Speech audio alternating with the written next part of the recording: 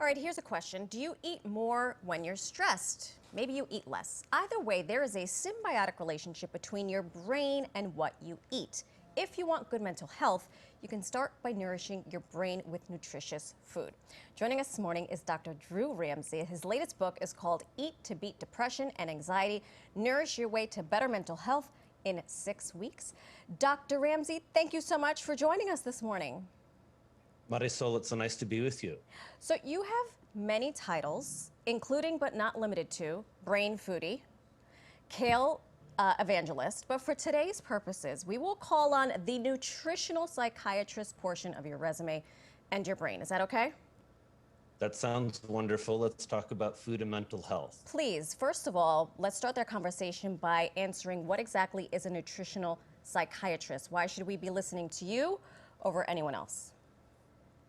A nutritional psychiatrist. I'm a physician. I'm a Columbia University psychiatrist, and nutritional psychiatry is simply looking at brain health through the lens of nutrition. How can we better feed our mental health? How can we foster gut health, foster having the right nutrients that more and more science showed us really affects our risk of depression, our risk of anxiety, and our management of those symptoms.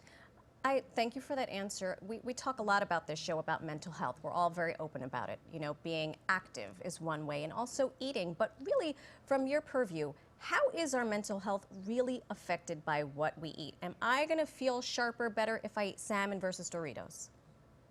Absolutely. Marysol, you know the answer to this question. Every smart New Yorker knows the answer to this question. And so food is foundational to our mental health.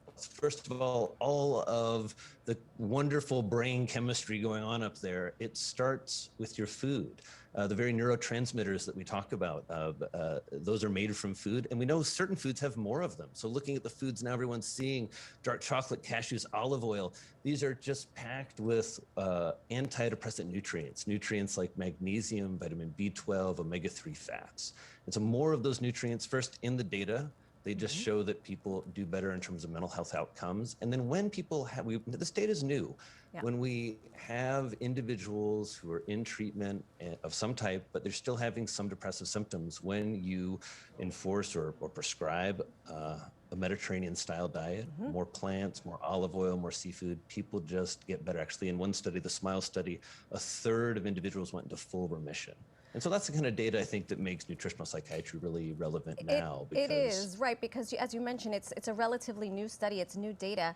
So in the research that's out there, I read, and it's in your book, 20% of the calories we consume are used by our brain. I'm going to say that again. 20% of the calories we consume are used by our brain. Why is that important? How can that help us?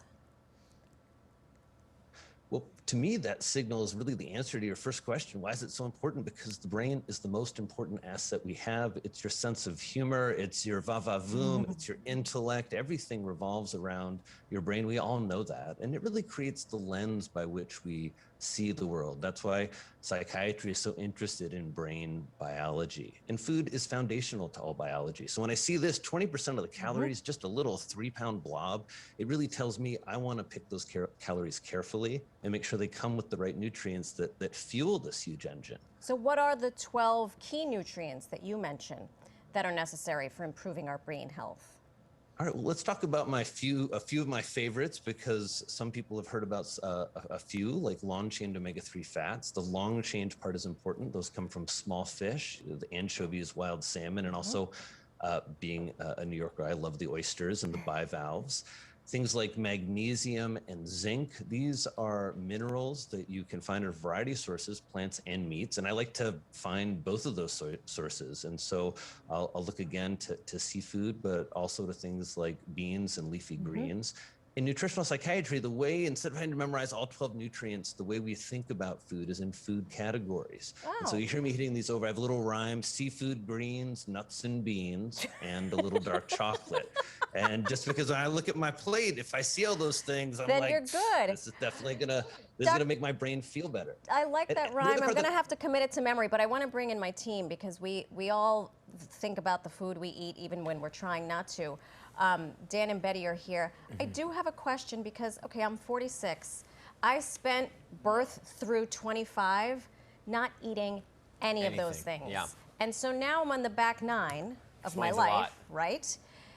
Do I stand a chance? Can I get smarter? It's over. But shut up, Dan. Can I get smarter? Can we really make a change for those of us who are 30 and older? 100%. The biggest focus of my book, besides food, is the new news that everyone needs to hear about their mental health. And that's that you can grow new brain cells, you can grow new brain cell connections, that this by far is the most important organ you have. And there's so much that you can do later in life. There have been all kinds of, we see these stats all the time, right? Up to a third of cases of dementia are preventable through lifestyle change.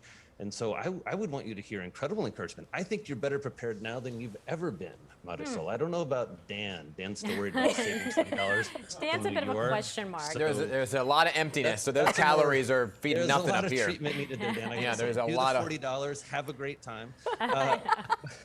But we all need to take care of our brains, and I think starting at a younger age, but certainly, as you say, I wouldn't say you're on the back nine. What about caffeine? The most powerful era of your life, Marysol, and that brain food should be a part of it.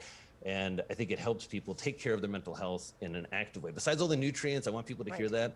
The part that I love about nutritional psychiatry and mental health is it allows me to engage with my mental health, with my family's mental health, with our brain health every day at every meal. And it's not just all the nutrients, it's also really what food does for us. Food connects us. Food promotes conversation. Food allows us to connect to our nutritional environment and to the foods around us and the people around us. And that's the real power of nutritional psychiatry, is fostering more connection. Absolutely. I love it. All right, Dr. Ramsey. Wait, but are we okay with the caffeine? Does it have something in there from your rhyme? You know, caffeine, it's like chapter 6 is caffeine. It's like a whole, it's like, yes. So caffeine releases dopamine. Dopamine generally tends to focus good, work related. That helps with depression, completing You know what? tasks. We're just going to take your number, inundate your practice. I hope you have time and tissues, because there's a lot to unpack. There's a lot going on. I have a lot of time. issues. I have a lot of tissues. And Dr. Drew, everyone take good care of your mental health. Thank you so much for your insight. We appreciate your time. You can head over to his website for more information.